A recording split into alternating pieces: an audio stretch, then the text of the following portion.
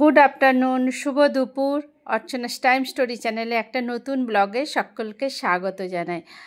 আজকে আবার একটা নতুন ব্লগ শুরু করলাম, আর এই ব্লগটা আমার নতুন ফোনের ফার্স্ট ব্লগ। নতুন যে ফোনটা কিনেছি সেই ফোনের এটা আজকে ফার্স্ট ব্লগ। তা আমি তো সাজুগুজু করে ফেলেছি, রেডি হয়ে গেছি, আর তিতলি এখনও রেডি হচ্ছে। এই মেরুন কালারটা আমাকে কেমন লাগছে অবশ্যই জানাবেন। আমি ভাবি আমাকে বোধহয় খুব একটা ভালো লাগে না। যাই হোক, আজকে তো কৃষ্ণনগরে জগদ্ধাত্রী ঠাকুর দেখতে যাচ্ছি, আর তিতলির একটু মনটা খারাপ, বাবা সাথে নেই, তাই জন্য। তা আমারও একটু মনটা খারাপ লাগছে। তিনজনে একসঙ্গে থাকলে বেশ ভালোই লাগে, আর ওর বাবা এগুলো দেখতে বেশ ভালোবাসে। কি করা যায়, অফিস আছে, যেতেই হবে। তো আমরাও যাব কি যাব না ভাবছিলাম, তো শেষমেশ বললাম না, এত কাছে আছি যখন, কৃষ্ণনগরে জগদ্ধাত্রী ঠাকুরটা দেখে আসি। তো সেই মতো আমরা রেডি হয়ে গেছি। তো একটুখানি তাড়াতাড়ি বেরোচ্ছি, দুপুরবেলা 3টের সময় বলা, মানে টোটোকে বলা আছে। তো সে এসেও গেছে, আর তিতলি রেডি হয়ে গেলেই বেরিয়ে পড়বো আমরা। তো চলুন দেখতে থাকুন আমার সাথে কৃষ্ণনগরের জগদ্ধাত্রী পুজো। তো আমরা যখন বেরিয়েছি, বেরোনোর পরে ভীষণ মুষলধারে বৃষ্টি, জাস্ট টোটোতে বসেছি আর মুষলধারে বৃষ্টি শুরু হয়ে গেছে। তো তখনই ভাবছি কি হবে জানি না, আদৌ আমরা পৌঁছতে পারবো কি না, মানে ভীষণ জোরে বৃষ্টি হচ্ছিলো। তো দেখছেন তো, তারপরে এই যে দেখছেন বৃষ্টিতে একদম রাস্তাঘাট ভিজে, কিছুক্ষণ পরে থেমে গেল। তো আমরা কৃষ্ণনগরে পৌঁছে গেছি।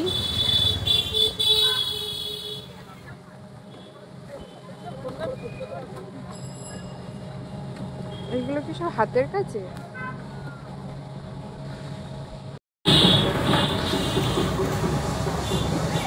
তো আমরা টোটোওয়ালাকে বলেছিলাম যে আমরা মেন কয়েকটা ঠাকুর দেখব।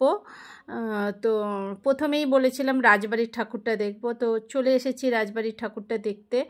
তো এখানে আসার পরে আবার বৃষ্টি শুরু হয়েছিল, আর পুরো মাঠটা কাদা ভর্তি, এই রাস্তাটা প্রচুর কাদা ছিল মাঠটা। তো যাই হোক, পৌঁছতে খুবই কষ্ট হয়েছে। তো চলুন একটু আপনাদের সাথে শেয়ার করি যে জগদ্ধাত্রী পুজো কোথায় কিভাবে প্রথম প্রচলন হয়েছিল। তো কৃষ্ণনগরে জগদ্ধাত্রী পুজোর সূচনা হয়েছিল প্রায় 18 শতকের শেষ দিকে। কথিত আছে এই পুজো প্রথম শুরু করেন রাজা কৃষ্ণচন্দ্র রায়, যিনি দুর্গাপুজো শেষ হওয়ার পর দেবী জগদ্ধাত্রীকে আরাধনা করতেন। কারণ বলা হয় জগদ্ধাত্রী সেই দেবী যিনি জগৎকে ধারণ করেন, অর্থাৎ হলো জীবের মধ্যে শক্তি, ধৈর্য ও বিশ্বাসের প্রতীক হলো এই জগদ্ধাত্রী। আবার অন্য এক মতে কৃষ্ণনগরের রাজবাড়ির জগদ্ধাত্রী পুজোর সূচনা হয় 1766 সালে। কেউ কেউ আবার কৃষ্ণচন্দ্রের নাতি গিরিশচন্দ্রকে কৃষ্ণনগরের রাজবাড়ির জগদ্ধাত্রী পুজোর প্রচলন করেন মনে করেন।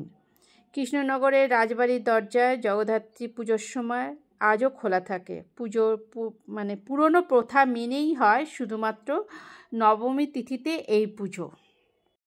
কৃষ্ণনগরে রাজেশ্বরী জগদ্ধাত্রী পুজো বাংলার প্রাচীনতম পূজাগুলির মধ্যে একটি। স্থানীয় ইতিহাস অনুসারে মহারাজ কৃষ্ণচন্দ্রকে নবাব আলীবর্দী খান বন্দি করেছিলেন, এবং বিজয়া দশমীতে মুক্তি পাওয়ার পর তার মন ভীষণ খারাপ হয়ে গেছিল, কেননা তখন দুর্গাপুজো শেষ হয়ে গেছিল।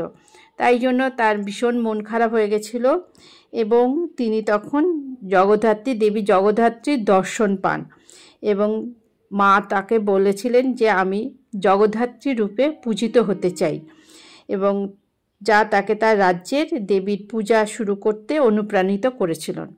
সেই থেকে রাজা কৃষ্ণচন্দ্র রায়, এটা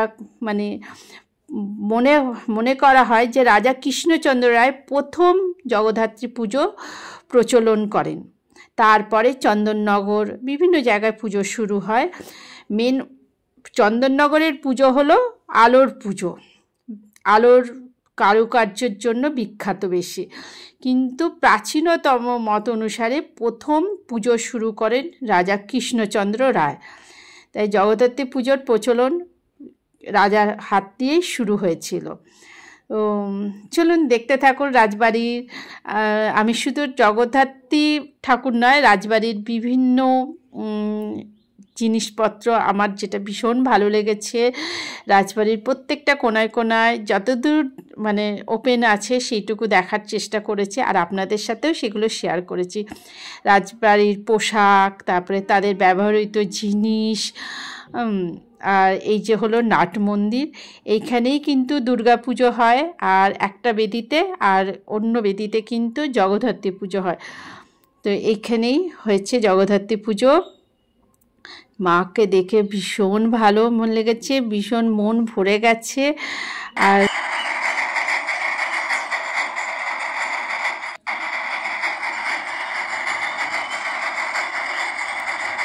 এই যে পালকি, তাদের ব্যবহৃত পালকি রয়েছে এখানে।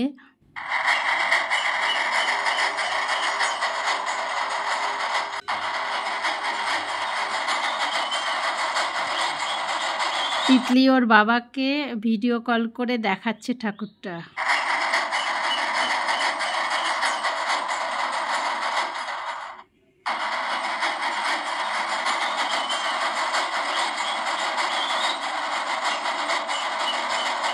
এই যে এখানে রয়েছে চেয়ারলেস ট্রাম।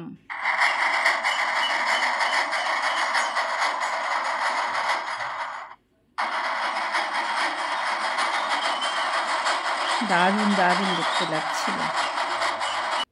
কত ইতিহাস, কত কিছু, তাদের মানে ব্যবহৃত জিনিসপত্র।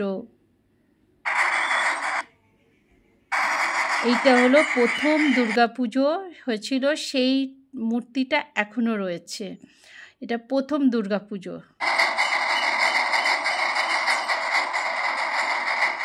এই যে আবার বেরোতে যাব, ব্যাস আবার বৃষ্টি শুরু হয়েছে। তো ওখান থেকে বেরিয়ে পড়লাম। আর তা আমরা ওই একটা ঠাকুর দেখেই ক্লান্ত হয়ে গেছি।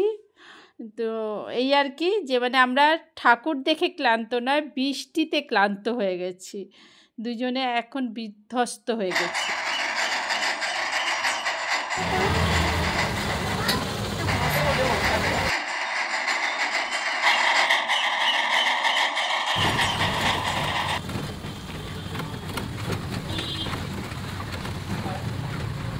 কিরকম বৃষ্টি হয়েছে, রাস্তায় কত জল জমে গেছে।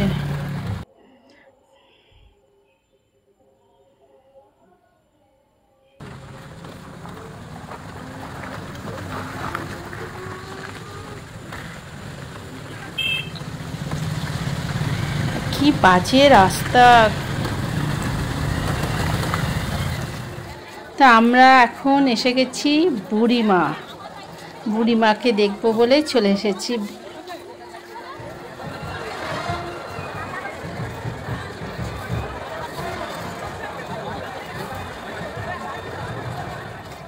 এটা আমাদের ছিল সেকেন্ড ডেস্টিনেশন।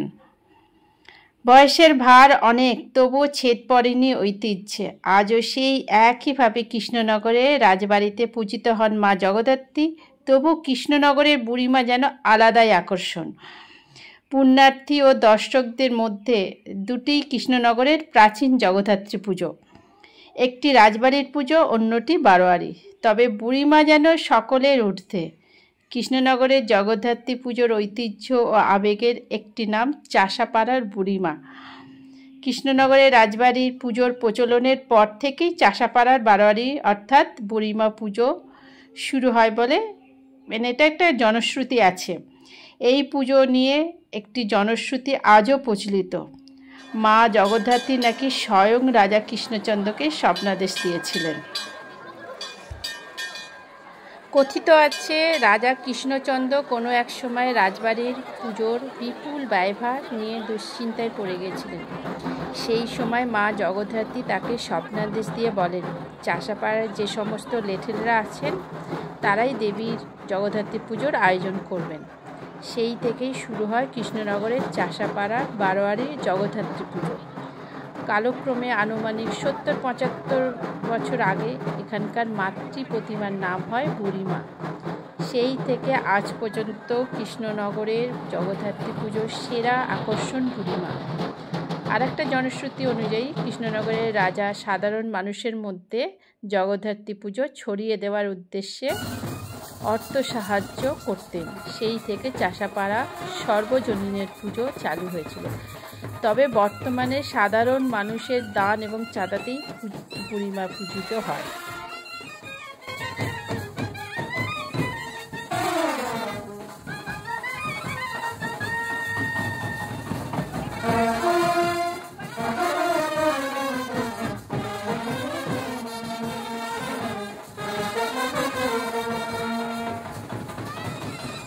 গোটা কৃষ্ণনগরবাসীর কাছে বুড়িমা খুবই জাগ্রত দেবী, আর সেই থেকে বুড়িমার মহিমা ছড়িয়েছে রাজ্য ছাড়িয়ে দেশ বিদেশেও। দেশের বিভিন্ন প্রান্ত থেকে পুজোর দিন দানস্বরূপ নগদ অর্থ, শাড়ি এবং সোনার উপর গয়না আসে বুড়িমার কাছে। মানুষের বিশ্বাস, মন দিয়ে বুড়িমার কাছে কিছু চাইলে তা পূরণ হয়। তাই কৃষ্ণনগরের বুড়িমাকে নিয়ে রয়েছে অনেক অলৌকিক কাহিনী। আজও কৃষ্ণনগরের সমস্ত প্রতিমা আগে বিসর্জন হবে, আর সবার শেষে বুড়িমা। যতক্ষণ না পর্যন্ত বিসর্জন হয়, রাস্তার দুই ধারে ঠায় দাঁড়িয়ে থাকেন ভক্তরা। বুড়িমাকে দেখে যাওয়ার পরে রাস্তায় যেতে যেতে আরও অনেক প্রতিমা আমরা দর্শন করলাম। ওখান থেকে বেরিয়ে আমরা চলে এলাম ছোটো মাকে দেখব বলে। ওখান থেকে বেরিয়ে আমরা হাঁটতে হাঁটতে অনেকটা রাস্তা, যেহেতু আমরা চিনি না, অনেকজনকে জিজ্ঞাসা করতে করতে আমরা পৌঁছে গেলাম ছোটো মার কাছে।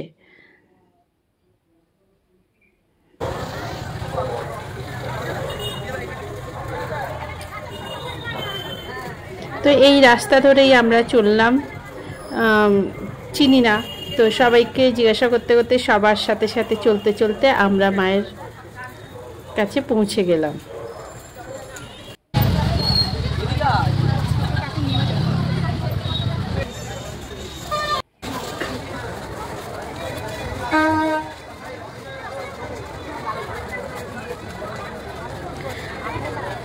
বলা হয় যে তিন মা, বড় মা, ছোটো মা আর মেজো মা।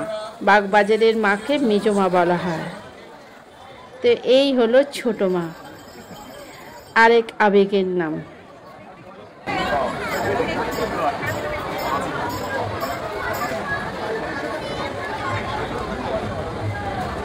কৃষ্ণনগরের আরেক আবেগের নাম হলো ছোটো মা। কি যে অপূর্ব রূপ, উফ, চোখে না দেখলে বোঝা যায় না।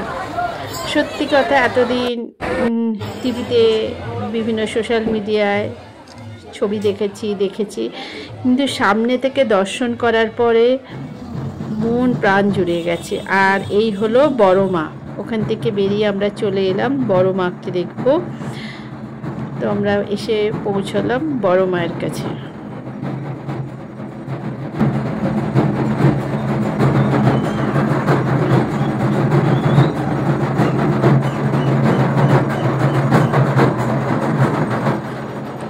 আর আমরা এমন একটা টাইমে এসে পৌঁছেছিলাম বড় মায়ের কাছে যে তখন আরতি হচ্ছিল, আর আমরা বেশ অনেকক্ষণ এখানে ছিলাম, মায়ের আরতি দেখেছি।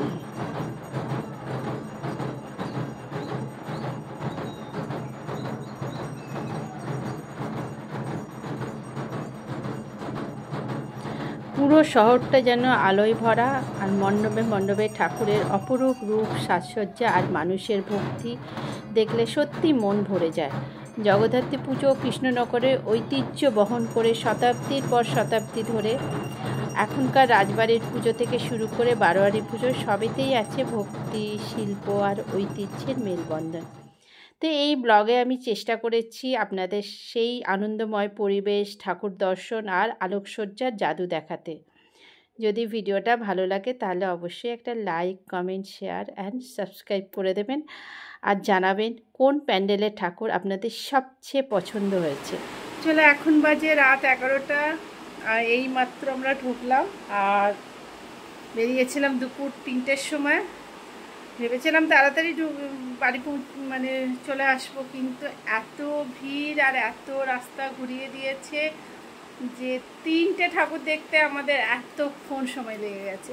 তবে মেন 3টে ঠাকুরই দেখেছি, বেশি ঠাকুর মানে দেখতে পারিনি। তার মধ্যে প্রচণ্ড বৃষ্টি শুরু হয়ে গেছিলো। রাজবাড়িতে যখন ঢুকেছে তখন প্রচণ্ড বৃষ্টি হচ্ছিলো, তো একটু তো ভিজেছি, একটু না ভালোই ভিজেছি। আর যাই হোক, সবাই দেখে বলো ব্লগটা কেমন লাগলো, আর বুড়িমা বড় মা রাজবাড়ির ঠাকুর দেখে কেমন লাগলো অবশ্যই কমেন্ট করে জানিও। আর আজকের ভিডিওটা এখানে শেষ করলাম। সবাই খুব ভালো থাকো, সুস্থ থাকো, আবার দেখাবো নেক্সট ভিডিও। তখন জন্য টাটা, গুড নাইট।